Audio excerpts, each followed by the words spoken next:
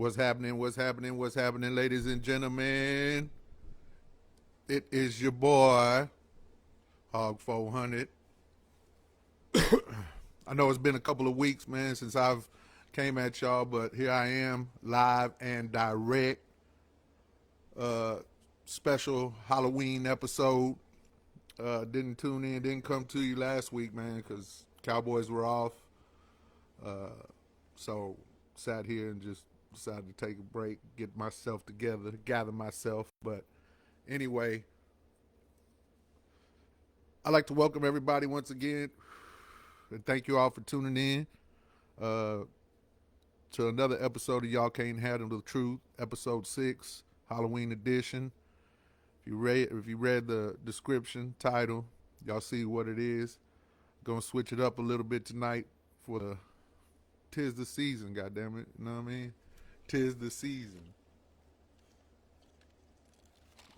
But anyway, if y'all don't mind, anybody tuning in or whatever, seeing this video, comment, like, subscribe, share, tell a friend, tell a friend, tell a friend, tell a friend. I'm doing it a little bit different. Like I said, I'm coming to y'all live tonight on this Halloween weird day, cold, crispy over here, dark, cloudy. But yeah, man, conspiracy theories. I've had this conspiracy theory. Just gonna jump right into it. I've had this little theory that, I mean, up to about 3 or 4 years ago, I was just riding the Cowboys wave just like any other Cowboys fan, and about 3 or 4 years ago, I don't know when it was. I believe it was the catch. I believe it was when Aaron Rodgers beat us in the playoffs. Max Crosby kicked that field goal that went like this. I think that year I was like, man, what the fuck? Like I had enough. I had it up to here. Now before that, I was dibbing, dabbing, and checking out the history, and I have some sort of conspiracy theories on all kinds of shit in the world. But the lack of success that we've had in Dallas for the past 27 years it's really boggled my mind. It's really mind boggled me. It's fucked me. It's brain fucked me. And it's it's crazy because any true Cowboys fan, y'all know that as the years have come on and the years have passed by, and we get playoff years, and we don't do shit. We get something always happens. Something it's that shit like Stephen A. Smith always says it. That's it. It's his little mantra when it comes to the Cowboys. It's just be patient, just be patient. When you least expect it, or when we're riding high and we're feeling good about ourselves and we're feeling good about the team and we're feeling good about the squad and we're gonna do something live. Something always happens. So he's like, be patient, be patient. They'll take care of themselves. Some shit'll happen, and it does. It's happened year after year after year after year after year after year. Now, mind you, I've been locked in to Dallas Cowboys football. Now, I've rode with the Cowboys my whole life. I've loved football my whole life. But as far as locked in, I've been locked in with the Cowboys since Jerry Jones, like absolutely locked in. Because the years of my life, I was born in '78, and the years of my life up until '88, he bought the team in '89. Up until '88, 10 years, the first 10 years of my life saw mediocrity. Mediocrity. It was shitty. It was definitely, but it was the Cowboys, America's team. We were, following up the '70s, early '80s. We made a couple runs to the NFC Championship game. Montana fucking in the catch kind of fucked us, and probably from the mid to the late '80s, all the way till Jerry bought the squad. It was trash. But mind you, I was younger than 10 years old up at this point, right? So 89, 88, 89 come around, and Jerry buys the squad. It's a fresh feeling in Dallas. It's a fresh feeling for fans. I know there was a lot of shit behind Tom Landry getting fired the way he did, and him going out the way he did. Dallas Cowboys legend, but it it uh it was, everything was still new. It was fresh, and I know the old Cowboys folks, the old schools, they felt some type of way about it. But motherfucker like me, I'm 10 years old, new owner, new coach, Jimmy Johnson coming in from the University of Miami, national championship teams, new owner, talked a big game, talked a lot of shit, and it was exciting. It was exciting. So naturally, I lock in, and from that point on, all the way up until today, I've been locked in, tuned in, hasn't stopped. And the years that we had, 89, we go 1 and 15, 90, I don't know, it was like 5 and 11 or some shit. 91, we get to the playoffs, we're like 10 and 7 or whatever the fuck, 92 Super Bowl. Now, after all the Super Bowls, if you're a real true Dallas Cowboys fan from 95 and you were around that time, then you know the heartache that I feel and have felt from 1996, all the way up until today. You know this. So again, up to 4 or 5 years ago, again, I mentioned on other episodes that I've had to lower my expectations when it comes to Dallas Cowboys football. And one of the reasons why is because as the years pass by and the lack of success that we've had, this conspiracy theory, this theory that I have and have been just contemplating on and wondering what the fuck, it just started to become more and more real to me.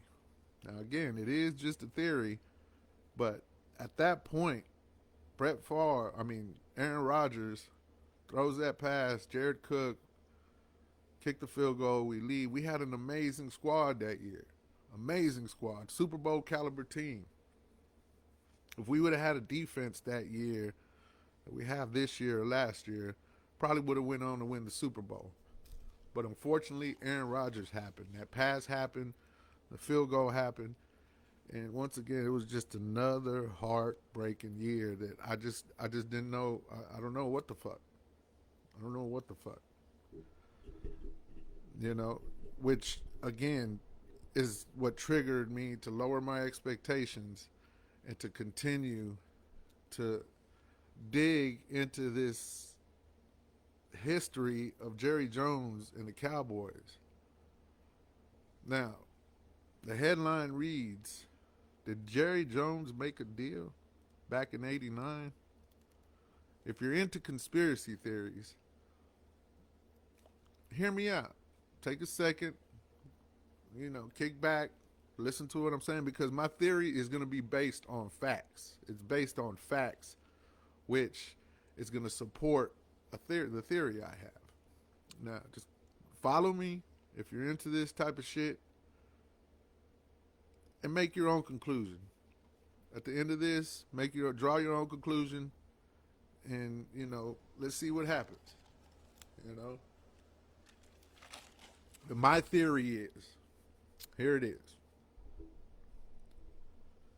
My question is, did Jerry Jones make a deal with someone back in 1989 for fame, fortune, success, but only 3 Super Bowls? Only 3. Right? And if he made this deal, in the fine print of this deal, or lack of fine print, it doesn't say when Jerry can get those 3 Super Bowls. Now, you would assume, if you're in Jerry's position and this is actually happening, that you would assume Okay, fame, fortune, success, 3 Super Bowls. I'm in my 40s right now. 3 Super Bowls, probably get a Super Bowl every 10 years. So 50s and my super get me a Super Bowl. 60s will get me a Super Bowl. In my 70s, I'll get me another Super Bowl and then ride on out into the sunset. Now, it sounds great. It sounds like a great deal on the surface because we all know Jerry Jones is probably one of the, if not the most popular, well known sports owner in the world, sports franchise owner in the world. The Dallas Cowboys are the number one brand in the sports brand in the world. Okay? The team is valued to be at, I believe it's at $9 billion right now, which is worth the most. It's the most valued sports franchise in the world. Now, mind you, y'all keep hearing me say what I'm saying. I'm saying in the world. In the fucking world. Right? Fame, fortune, success. 3 Super Bowls. But it didn't say when. He could get him at the beginning of his career in Dallas. He could get him at the end of his career in Dallas. He could get him in between, or he can get one every 10 years. Which, if that were the case, who wouldn't take that? There are franchises in this league that haven't even seen a Super Bowl, let alone to get one every 10 years, you know? So you would think, okay, that's not bad. Let's go ahead and break it down. All right. 1989, Jerry Jones buys the Dallas Cowboys for $150 million. Okay. I believe he started an insurance company with his father when he was younger, got out of college, used the money that he made there to buy oil, like invest in oil rigs and the oil game, right? Turned that into 150 million. Cowboys came up for sale. He was interested. He was intrigued. That's what he wanted. So he bought it for $150 million, 1989. That year, 1989, I'm gonna break down the timeline of the success of the Cowboys, and then I'm gonna start breaking down some other shit. All right, but mind you, pay attention to the shit that I am saying. If this is, did he make this deal for only 3 Super Bowls? 1989 brings in Jimmy Johnson, okay, out of Miami, national championship coach, one of the, if not the best coach at the time in college football. Brings him in 1989. Drafts Troy Aikman. They go 1-15. Okay. Following year, 1990, I believe they went 5-11 or some shit, 6-10. 1980, 1990, that was the record. 1991, I believe we were a wild card team. Right, 10-7, finished the year, or 11-5. We were 7-9 in 1990. We were 11-5 in 1991.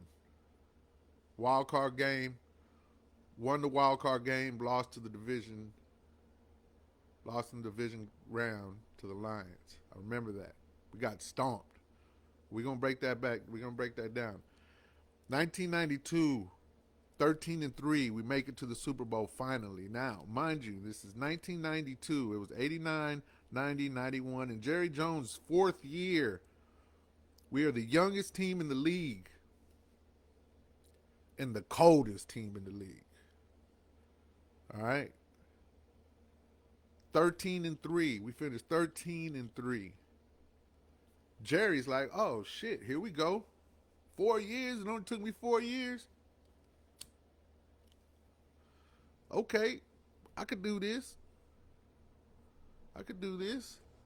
There's one. There's one. I got me one. Cool. They go on to win the Super Bowl that year, 1992. All right. This is Jerry's fourth year. Following season, they go on to win back-to-back Super Bowls. All right. Win their second Super Bowl. 2 years later, they win their third Super Bowl. So Jerry Jones at this point has won 3 Super Bowls in the league. In 3 Super Bowls in 4 years. Well, let's talk about the Jerry Jones second Super Bowl. Now, if in fact this theory is what it is if I'm on point with this, 1992, Jerry wins the first. Cowboys win the first Super Bowl. 1992, they go, or 1993, they go 12-4. 1992 win the first Super Bowl. 1993 they go 12-4, win their second Super Bowl with Jimmy Johnson as the head coach. Now, if Jerry made this deal, right? He already won one. He's figuring, okay, that's cool. Back to back? Hold up, man. That's already 2 Super Bowls. I only got 3. I only signed up for 3. And I'm already getting 2? Huh. I need to push some brakes on this motherfucker here, man, because I still got a whole life ahead of me. I still got a whole 30 years ahead of me in this game. So what does Jerry do? Something that has never been done in the history of the NFL before or since. Jerry Jones, they say it was a mutual departure, a mutual parting. But Jerry Jones gets rid of Jimmy Johnson. 100%. 100%. He gets rid of Jimmy Johnson. Now, let me go back to the press conference that Jerry Jones had in 1989, the day that he bought the Cowboys. In 1989, there's 2 statements. I just watched the press conference from that day. There's 2 statements that I hear him, and this is pretty deep, that makes me kind of supports what I'm sitting here talking about. The first statement is now mind you, this is the very first press conference the day he bought the Cowboys. He made a comment of something along the lines of, nobody knows the price that I have paid to be in this position to own the Dallas Cowboys. And I mean that. He says, I don't mean that just literally. I mean it figuratively as well. Ding. Okay, Jerry. All right. A little bit later on in the press conference, he makes a statement about, you all don't know the sacrifices that me and my family have made in order to be in Dallas and in the position to own the Dallas Cowboys. The sacrifices that him and his family made. All right. Wow. He doesn't elaborate too much on that, but you can check it out. It's on YouTube. First press conference. He's got this scowl on and whatever. Fired Tom Landry that day. Okay. Now fast forward back to the second Super Bowl, winning the second Super Bowl. He's putting the brakes on. He signed up for 3 Super Bowls. He's like, oh shit, hold up. I got to pump the brakes on this. So what does he do? He fires Jimmy Johnson. Never been done. A coach that just won back-to-back Super Bowls. Back-to-back Super Bowls. Okay? With the youngest team in the league. A team that had it stayed together and Jimmy continued to be the coach, there is no telling how many Super Bowls they would have won. Right? But that's not the kicker. That's not even, I mean, that's a big deal. Getting rid of a coach who just won back-to-back Super Bowls. He just finished partying. He just finished drinking a goddamn bottle of Dawn, smoking a fat ass stogie. And Jerry says, "Fuck that. You got to go. This shit ain't happening. I got to have total control." Oh, speaking of that, in that same press conference, the day when he talked about the price that he paid, literally and figuratively, he also mentioned, which is why he feels he has to be involved in every aspect of the Dallas Cowboys, from jocks to socks to fucking personnel, coaching staff to the fucking mop buckets to broom, all that shit. He has to have a finger in all that shit, total control, because along with this success is power. It's power. And anybody who's ever been in a position of power knows how big a deal that is and how that feels. So, gets rid of Jimmy Johnson, but what does he do after he gets rid of Jimmy Johnson? Now, mind you, he's only got 3 Super Bowls. He has the best team in the fucking league. They just won back-to-back Super Bowls. Youngest team in the league. What does he do? He goes out and hires a coach who hadn't coached professionally ever and hadn't been coaching at all, period, in the previous 3 or 4 years. He wasn't coaching. Barry Switzer.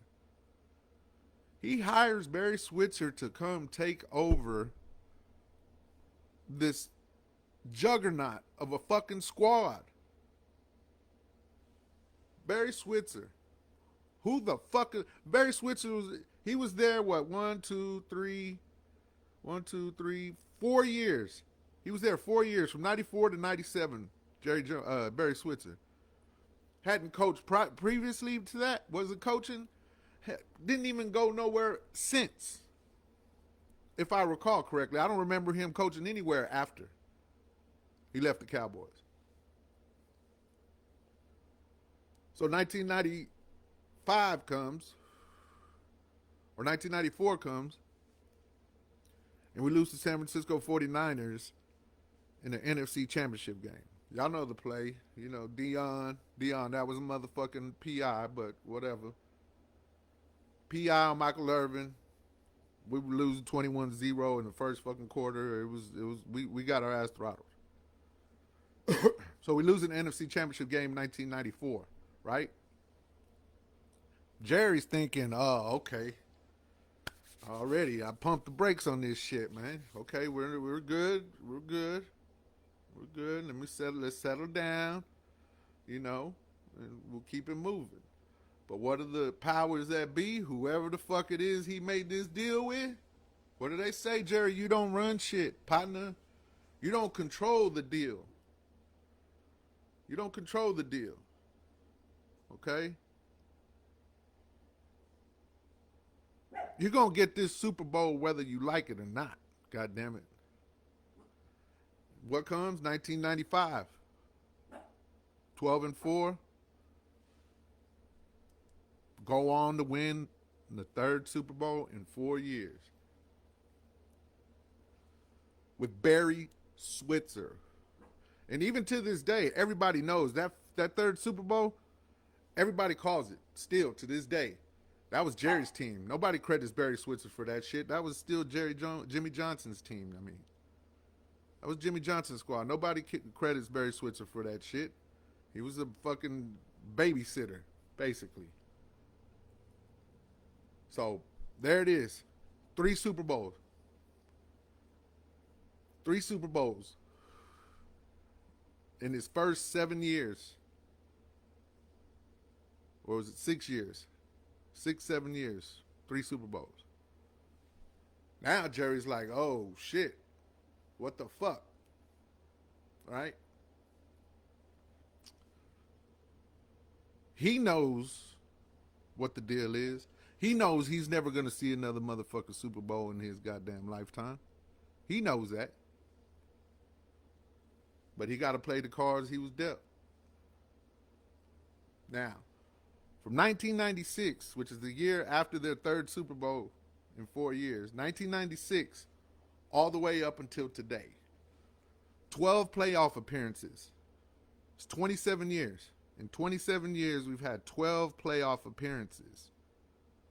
Okay? Now, I know Jerry, if everybody knows Jerry and how Jerry moves, y'all know he's probably one of those cats that thinks that he can control everything, that he's got total control. Maybe, maybe they were just joshing. Maybe everything's cool. Maybe I will get me another one, blah, blah, blah. But that's not how that works, partner. 1996 all the way up to today, 12 playoff appearances. Okay? Now, I'm going to break down these playoff appearances in these games. Okay? Now, mind you, only 12 playoff appearances. We haven't got past the divisional round in any of those playoff appearances. But what has happened, let's say that the success of the Cowboys, the team itself, was here. 3 Super Bowls in 4 years. 1996 up until today, the success of the Dallas Cowboys has been this. This, but it's never been back up here. 27 years. Never been back up here. 27 years. Now, the Cowboys, as a team, as an organization, as a business, Jerry Jones, as an owner, as a businessman, that shit went like this. The team's going like this while Jerry is going like this in the brand of the Dallas Cowboys. Again, most expensive, most valued franchise in sports in the world. Most popular owner in the world. Richest, most powerful owner in sports. There isn't an owner in the NFL that won't make any moves when it comes to their team without contacting Jerry Jones first. That's power. That's real power there. Straight up. Straight up. Now, let's break down these games. Okay, these playoff games, these playoff seasons. Okay? I'm going to break down the playoff seasons. All right?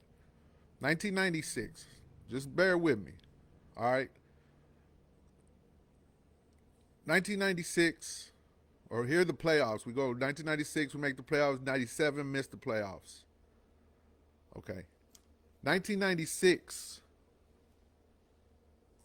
the year after the third Super Bowl, we go 10-6. And we lose to the Panthers. The Carolina Panthers, in their second season of existence. Second season of existence. Now, this is the shit that's surrounding the team, okay? That same year, Michael Irvin was suspended for 5 games that year, all right?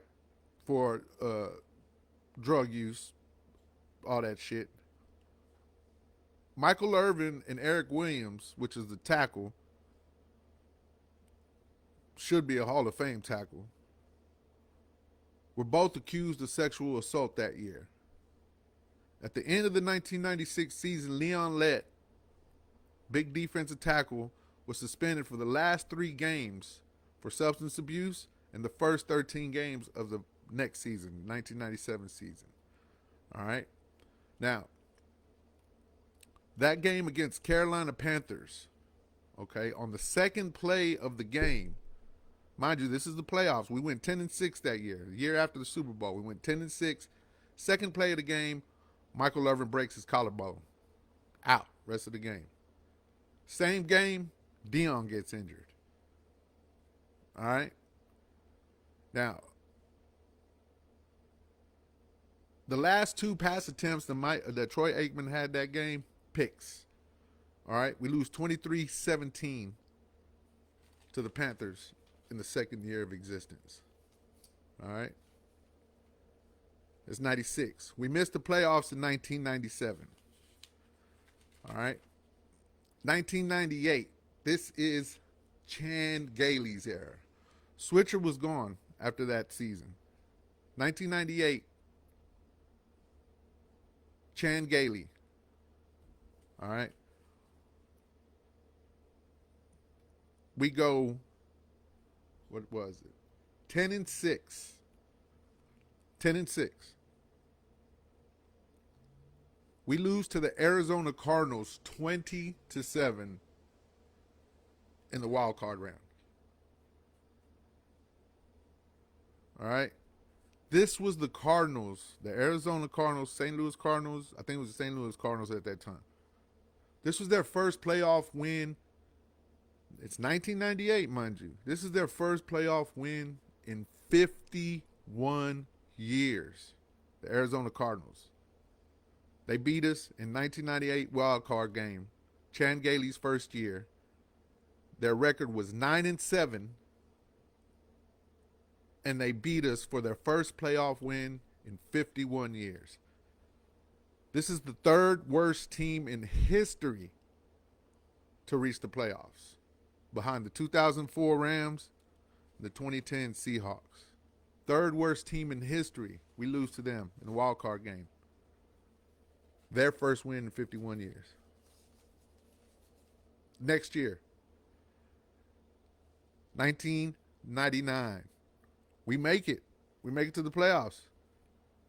We barely made it. We barely made it.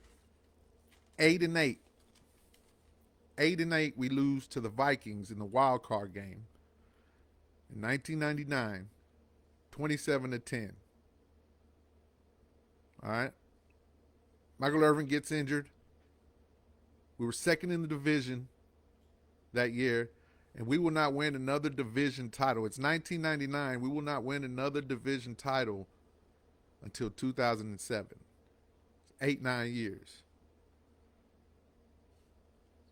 Chan Gailey is fired after this is his second season. Now, mind you, this is a playoff team. Chan Gailey was only in a coach for 2 years. Made the playoffs both years. Jerry Jones fires him. I didn't like Chan Gailey. I thought he was overrated. I mean, shit. I know at the time, we were like, man, who the fuck is this guy? But whatever. I think he came from like Pittsburgh or some shit. You know? If I'm not mistaken, I think he did. He came from Pittsburgh or something. But after a second year and second season in the playoffs, fires him. And who does he hire? Dave Campo, old defensive coordinator. Another suspect hire. It's like, what the fuck? What's going on here? But mind you, these are coaches. When he got rid of Jimmy Johnson,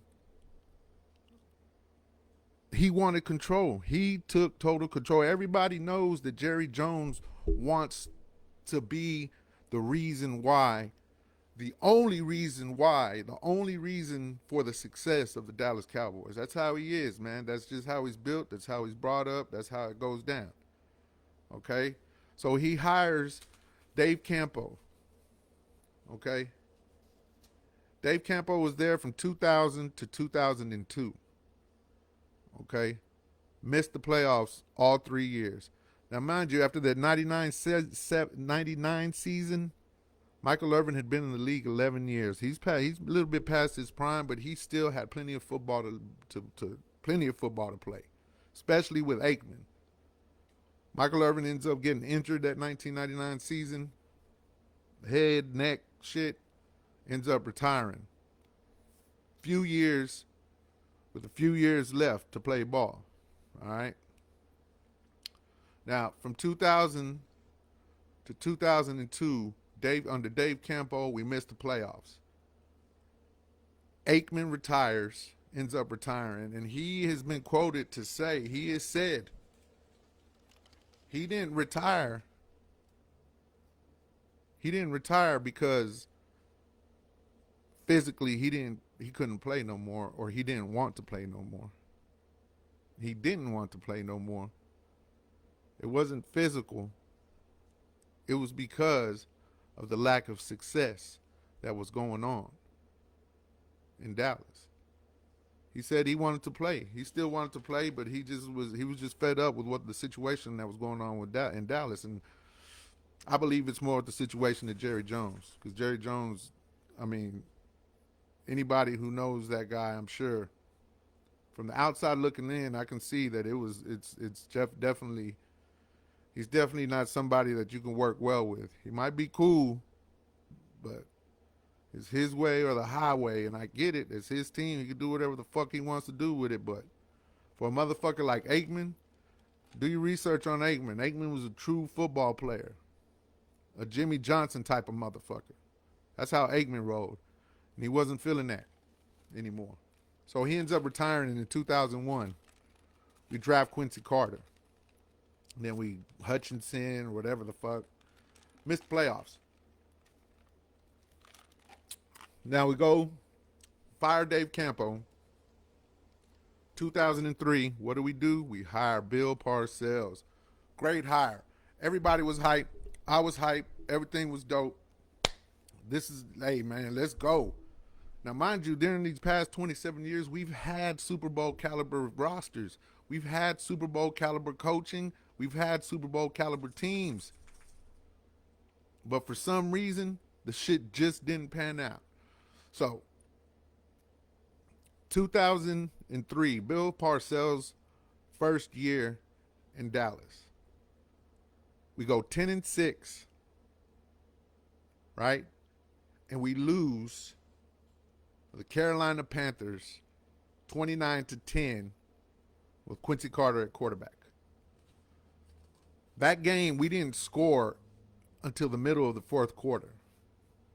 9-yard touchdown run by Quincy Carter. The whole game, 2003,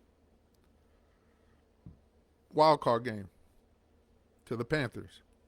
We had 204 yards of total offense. Quincy Carter had a pick, fumble, sack 3 times. He led our squad in rushing with 25 yards. Now, mind you, this is a playoff caliber 10-6 Dallas Cowboys football team playing the Carolina Panthers. Now, I wasn't too ecstatic about that squad. I wasn't too hype about that squad. I really didn't like it. Who did they have? They had Tony Hambrick, Terry Glenn, Antonio Bryant, Quincy Carter. I remember these guys. It was nothing, you know. So, boom. There's that year, 2003. Now, the following year, 2004, we go 6-10. We get Vinny Testaverde, which was one of Bill Parcells' guys. We get Vinny Testaverde. We end up missing the playoffs in 2004. Okay, cool. We go 6-10 that year. 2005, we go 9-7. Missed the playoffs with Drew Bledsoe. Now we have Quincy Carter, Vinny Testaverde, Drew Bledsoe.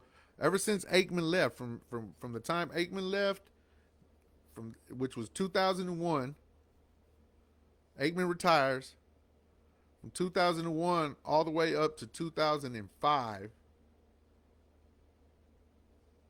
there's Quincy Carter, Chad Hutchinson, Quincy Carter, Vinny Testaverde, Drew Bledsoe. 2005, go 9-7, missed the playoffs again. 2006, Bledsoe gets hurt. The Tony Romo era begins in Dallas.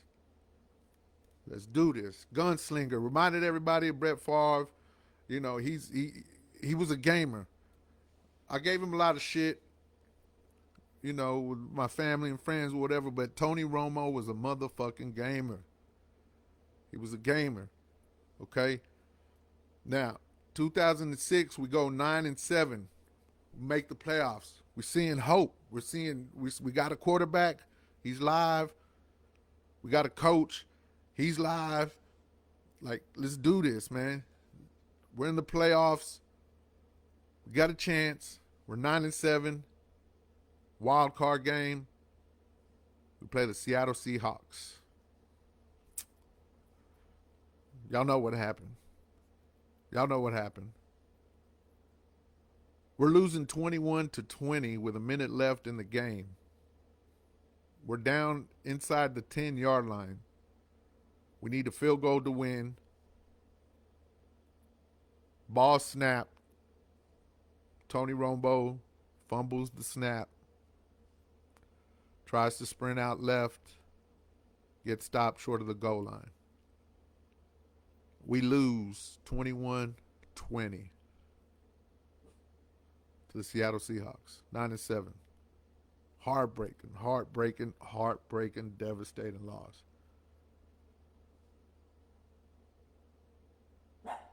(2006). Now, at that point, that was Parcells, what, 2001, 2, 3. It was his fourth season in Dallas. We go 9-7, and we lose like that in the playoffs. He had enough.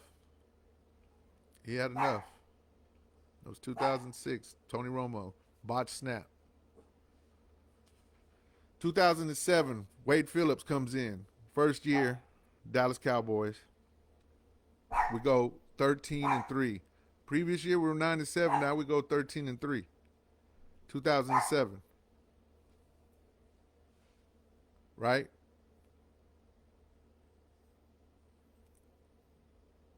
Probably it tied for one of the best records in history at this point. 13-3. You know. And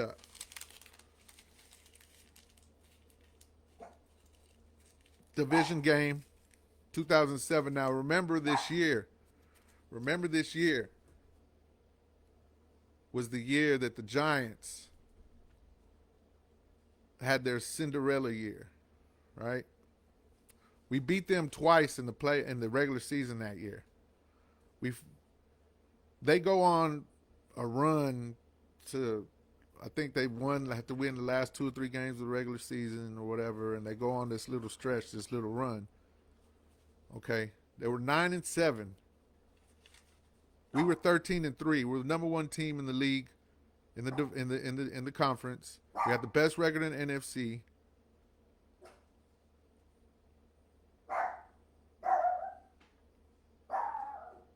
Hang on.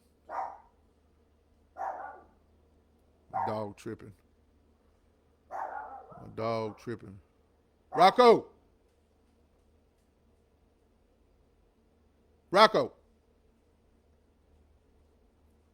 You tripping on, boy. So 2007, 13-3. Best record in the league, in the NFC. Okay.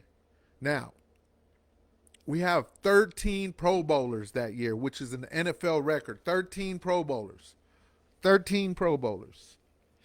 What are you doing, boy? Go. 13 Pro Bowlers. All right. The Giants were 10-6. They were number 5 seed. They had 3 road playoff wins that year. That's the year that they beat the 18-0 Patriots in the Super Bowl. Right?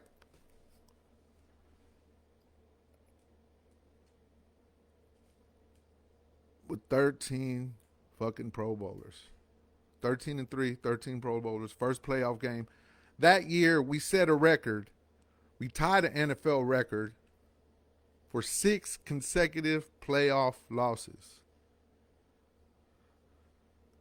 Now, again, that was a year, come on, man, we had squad. 13-3, 2007, man. It's like Tony Romo's balling. Defense is balling. We have Pro Bowlers all over the motherfucking place. Best record in the NFC, and the Giants just had that Cinderella year. They started with us. They had that Cinderella season, started with fucking us in the playoffs. Well, actually, they won their wild card game to get to us, but yeah. 2007, Wade Phillips, first year. All right. 2008, we go 9-7 under Wade Phillips, and we miss the playoffs. Okay. 2009, we go 11-5. Okay. This is Wade Phillips last year. We go 11-5. This is the first year at AT&T Stadium. That season, first home game, Eli Manning Scratches his fucking name in the fucking walls and the stalls and all that shit. Okay, whatever. Now, it was the first game at AT&T Stadium. All right. Brett Favre was playing the Vikings with the Vikings at this time. We end up losing in the division round to the Minnesota Vikings 34-3. Throttled. Throttled. We were the number 3 seed. This was his first year in Minnesota, man. Brett Favre diced us up. A total throttling. Total throttling. That's 7 consecutive years with the playoff loss. 7 consecutive playoff losses. All right? Well, I don't know. I think we won the wild card that year. I think we did win the wild card game that year to get the divisional game. Anyway, it's 2009, which was Wade Phillips last year. Now, bring in Jason Garrett, Mr. 8-8 himself. From 2010, 6-10, 2011, 8-8, 2012, 8-8, 2013, 8-8, 2014. Y'all know what happened. We finally get over a hump. We go 12-4 that year. Okay? 12-4, 2014. Snapped a 9-game road winning streak. Oh, we were on a 9-game road winning streak.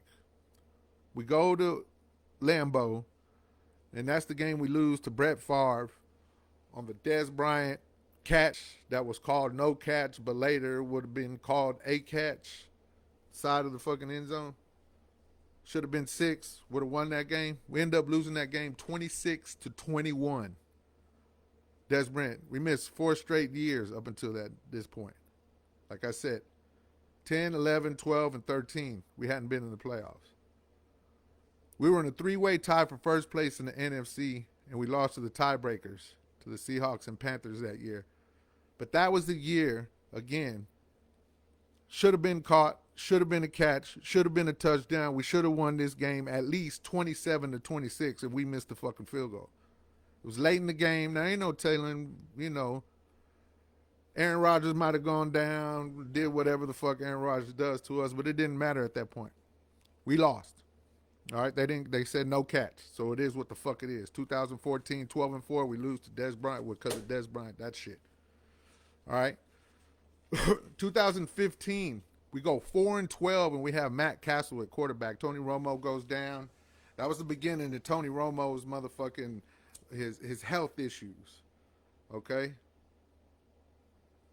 was the beginning of his health issues. 2015, we go 4-12 with Matt Castle.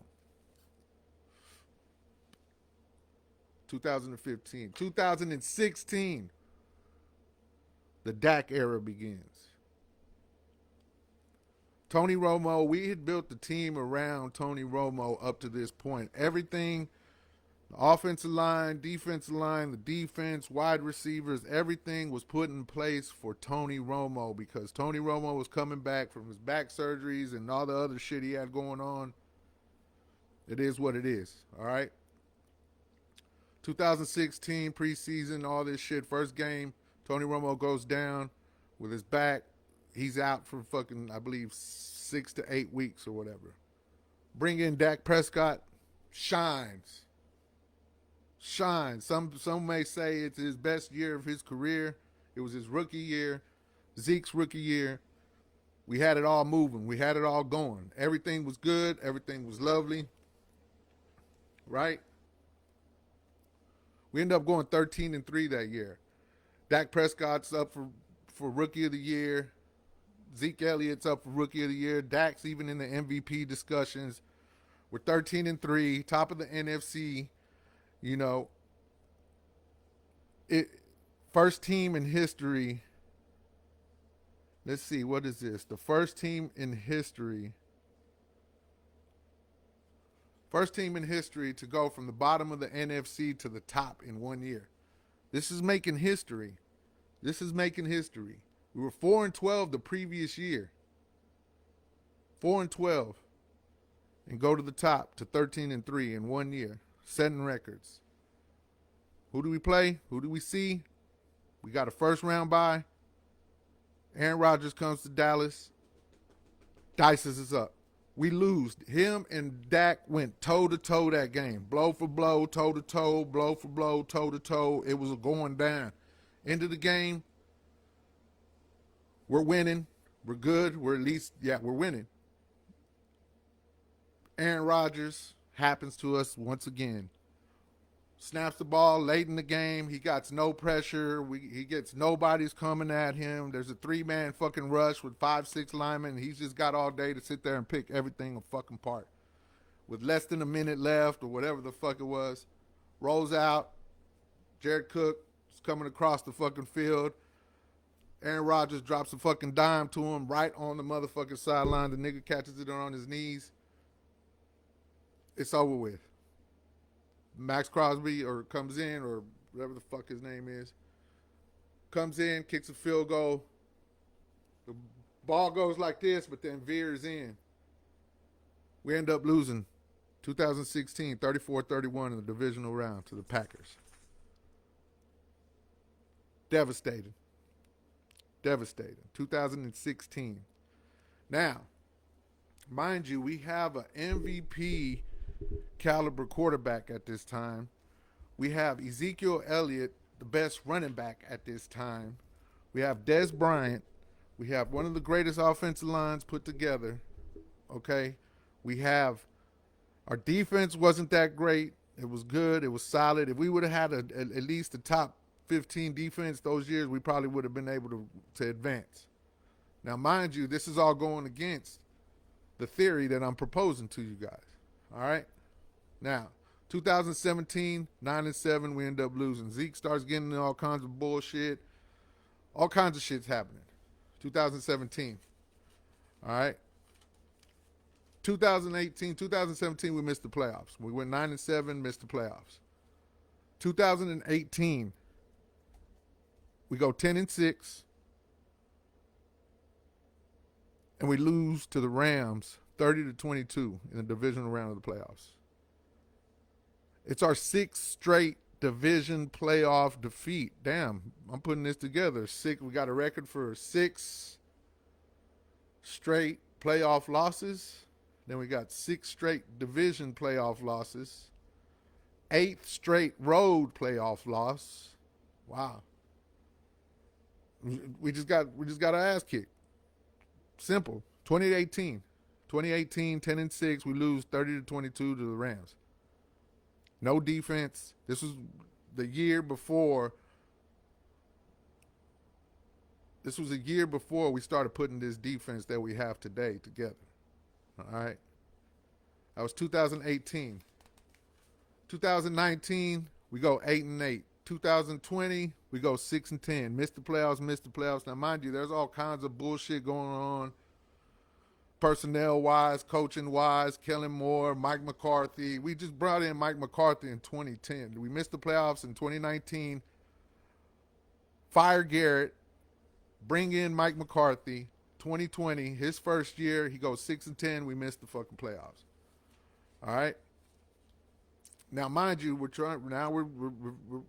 kicking it. We're all right. We're still...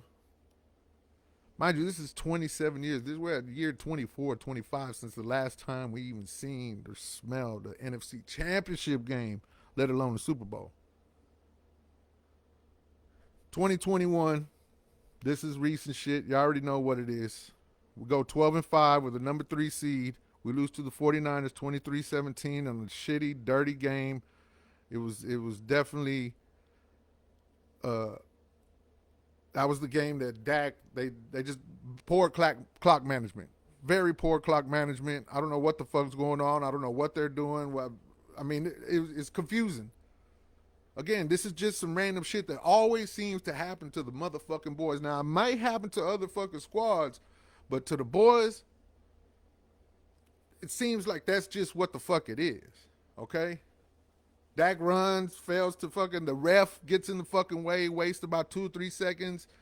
You know what I mean? We could have had at least, like, so much shit. We ended up losing 23-17 to the 49ers. Final seconds, ref standing away.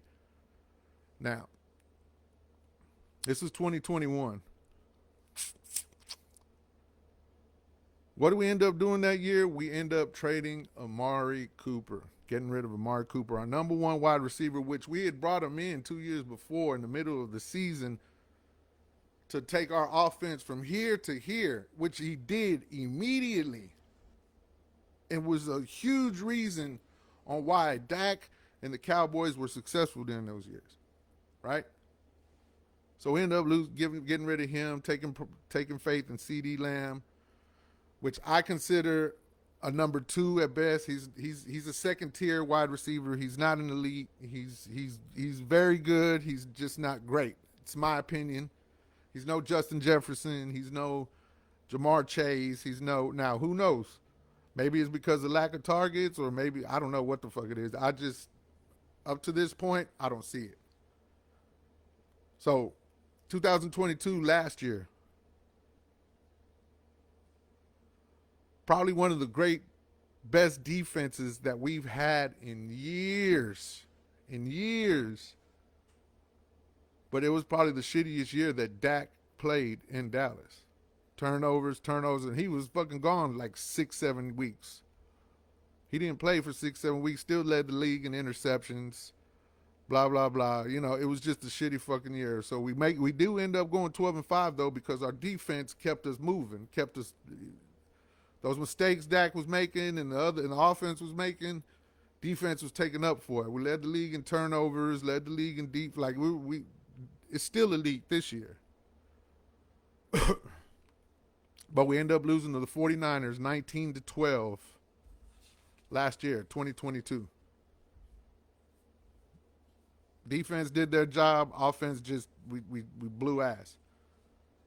We were the number 5 seed, 12-5, division loss.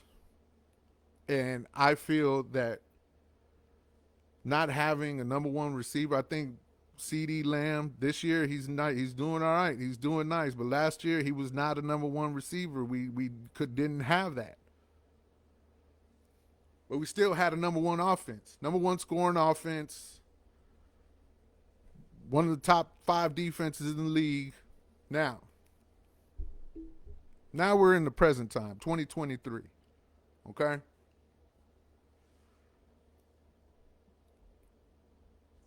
I have a question as to, in 2020, in 2021, we led the league in offense, right? Dak slinging the ball all over the yard. Of course, last year, the shittiest year, but number one offense, scoring, great defense. Why?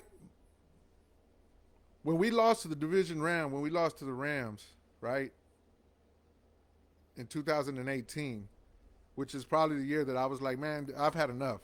Jerry Jones got to go. And it's not because he ain't worth the fuck. It's just because I feel he might have made a deal with somebody somewhere along the fucking line that we're not going to see another Super Bowl and fucking while he's existing.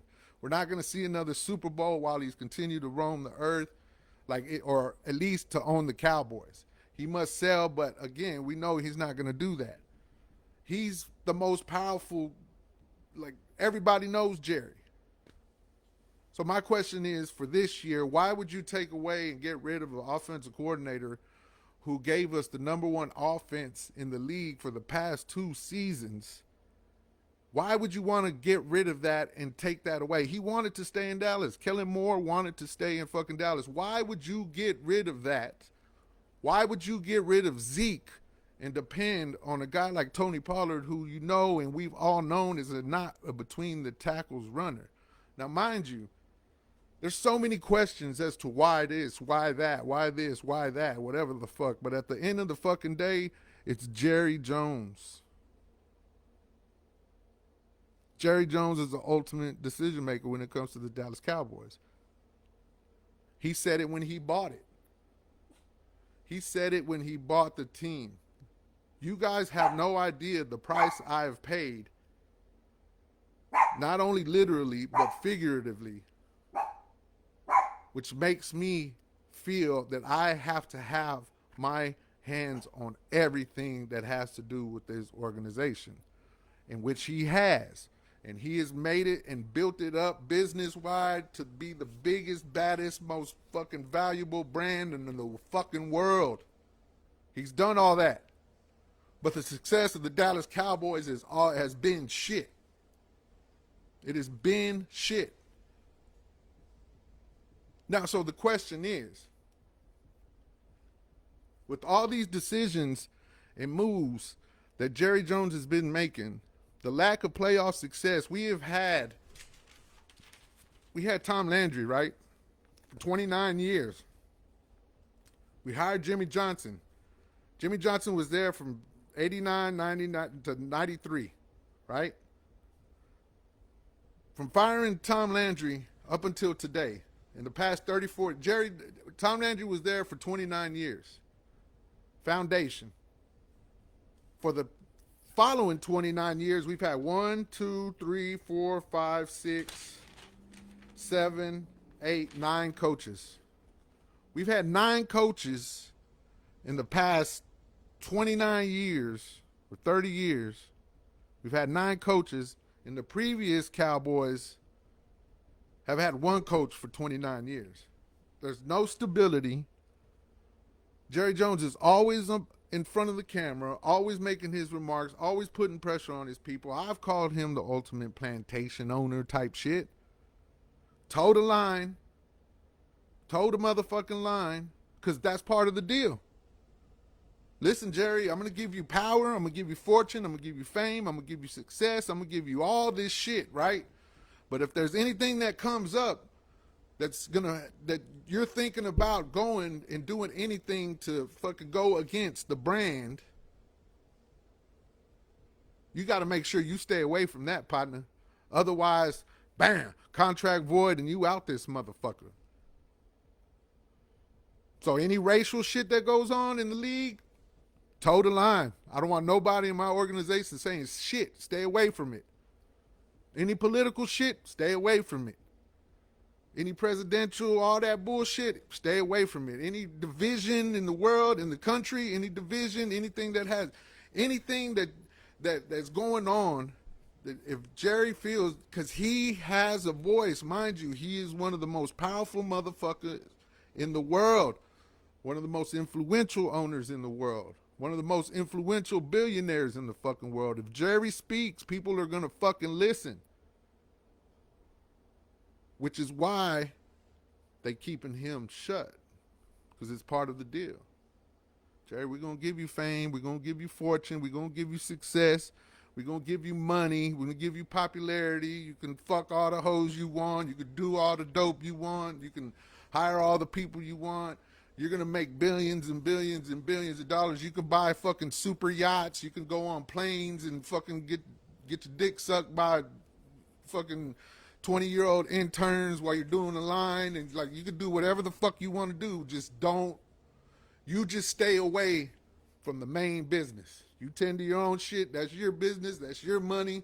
That's you. That's what's happening. But at the end of the day, you ain't getting no more Super Bowls, Jerry. You already got those 3. You don't say when you get those. We say when you get those. And you already got them. Now just enjoy the fruits of your labor, partner. And I believe Jerry knows that. 100%. 100%. Now, again, this is just a theory of mine. I'm not saying that any of this is true, but I'm putting the pieces together and I'm looking about what's going on the field. And the question is, will we ever see another Super Bowl while Jerry Jones is the owner of the Cowboys? Because I know that Jerry has said, and he has commented, and he's quoted as saying that he would never sell the Cowboys. That's his family's business. That's family business. It's going to stay that way forever. Jerry ain't doing nothing with that Cowboys franchise. So, are we ever going to see another Super Bowl in Jerry's lifetime? Is my question. Did he make a deal with someone somewhere down the line? Because he's I mean, he's sitting pretty. He's sitting beautiful. Other than championships. Now, the years that we've lost and gone to the playoffs, and the way that we've lost, and all the shit that we have gone through, and we're the, I mean, come on, man. Skip Bayless, people are talking shit about to Skip on Undisputed because he had a whole 2.5 hours just on strictly Cowboy shit. It's what it is. Anything Cowboys is gonna get eyes put on it. It's just a fact. You know what I mean? So he's got all that. Now, I don't know. Did Jerry sell his soul? Did Jerry make a deal with the Illuminati? Or whatever the fuck you want to call it. I'm sure there are different words, different terms, but because I'm looking at everything and the way the shit's gone down, man, I'm telling you, from the press conference of him saying the price he's paid, figuratively, literally, says he has to handle. When Jimmy Johnson had control of the squad, he didn't have control. That team that was built in the early 90s, that was built by Jimmy Johnson. Jerry Jones didn't like that shit. It actually gave him it was too successful.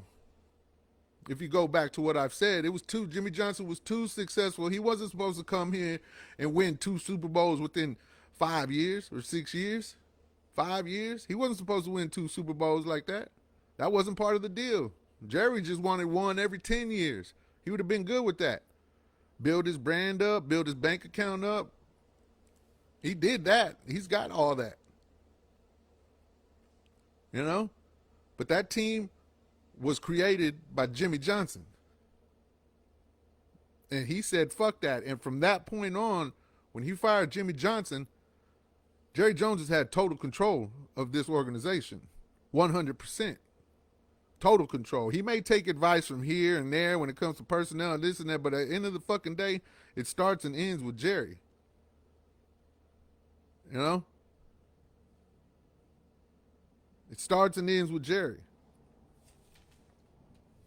Jerry Jones, I mean, he goes on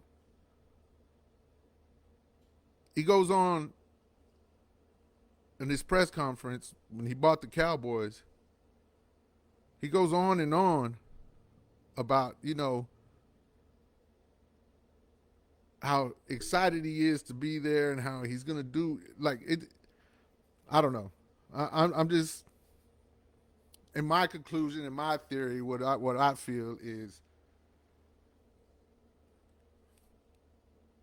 he may have sold it. He may have made a deal.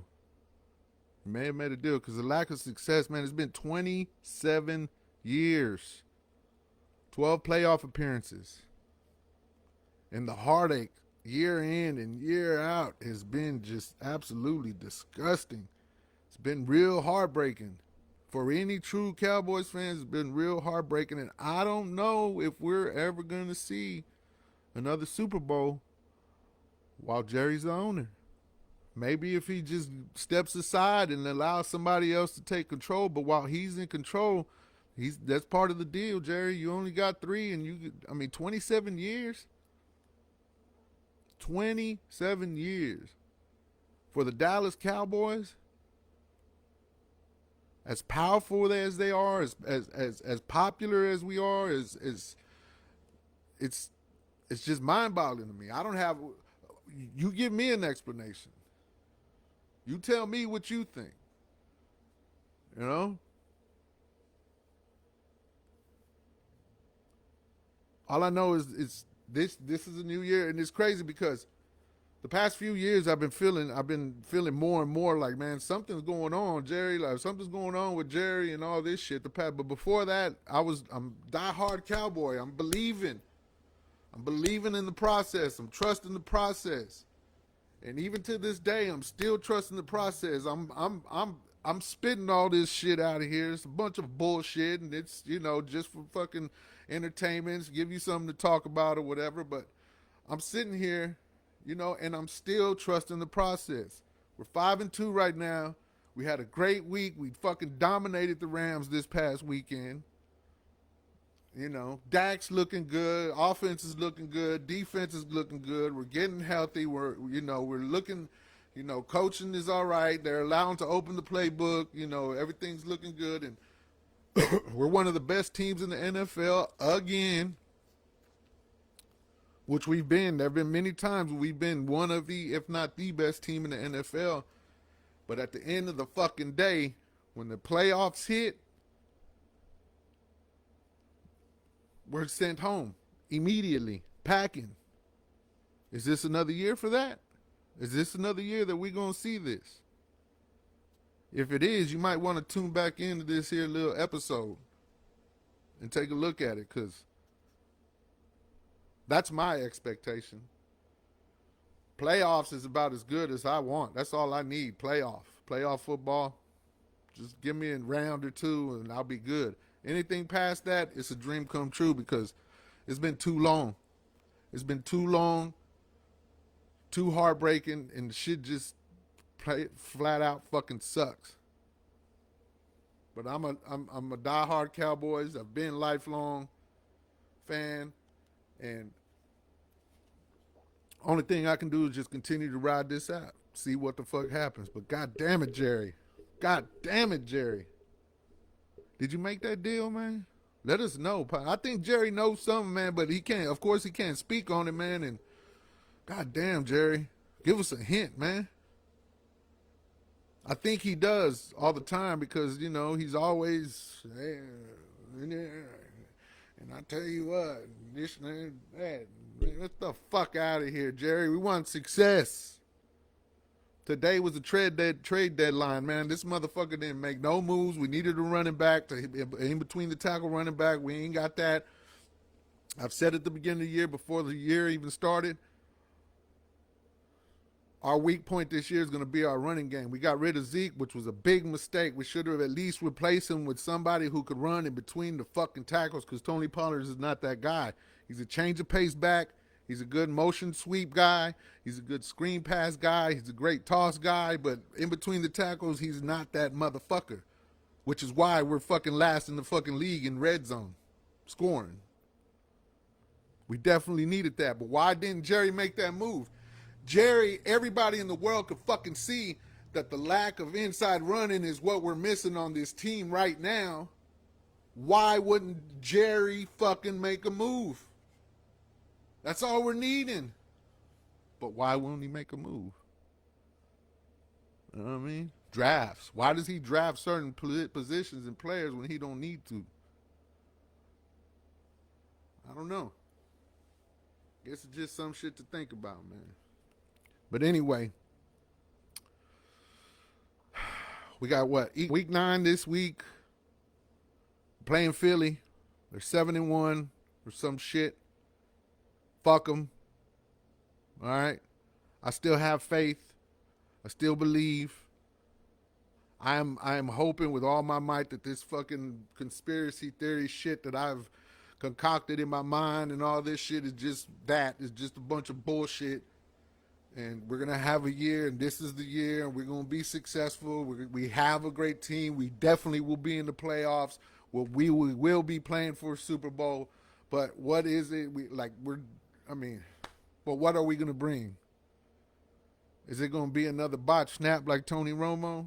Is it going to be a fucking throttling, getting our ass motherfucking throttled like Brett Favre did, 34-3?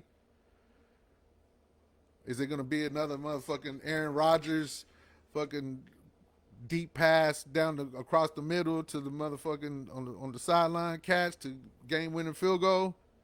Is it going to be another call that should be made but isn't made but should have been made and would be made in 2-3 years? I don't know. We have yet to find out. We have yet to see, but I'm excited. It's going to be a good year. Rest of the year, we're 5-2. Philly 7-1. Dak's got their pill. He's 3-0 the last three times he's played Philly. Cowboys, I think we're 5-1 or 6-1 the past 3 years, 2 or 3 years, or whatever the fuck. So we've got their pill. Everybody says they're the best team in the league. I don't see it. I think they're not. They're nothing like they were last year. I don't think they're as good as people are making them out to be. But we're gonna find out. We're gonna find out. But again, just something to little episode, just something to put on y'all's mind. Think about it. Did Jerry Jones make a deal with someone for fame, fortune, success, power, and only 3 Super Bowls? But only 3 Super Bowls. It's a question you might want to ask yourself, man. It's been 27 years, and we just continuously to get our ass rocked. We haven't even smelt the NFC Championship game in 27 years. We've had great offenses. We've led the leagues. We've had great records. We've had great defenses. We've had fucking number one passers, quarterbacks. We've had number one rushers. We've had in 27 years. We've had plenty of squads that could have and should have made it to at least made it to the Super Bowl, at least to a goddamn championship game. But why haven't we?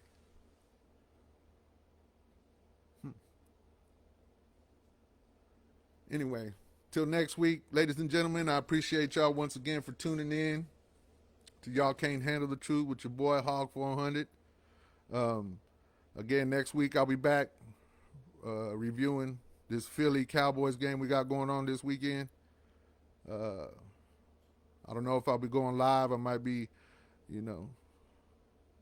show might be airing Tuesday night, or I'll be going live Tuesday night. But anyway, stay tuned.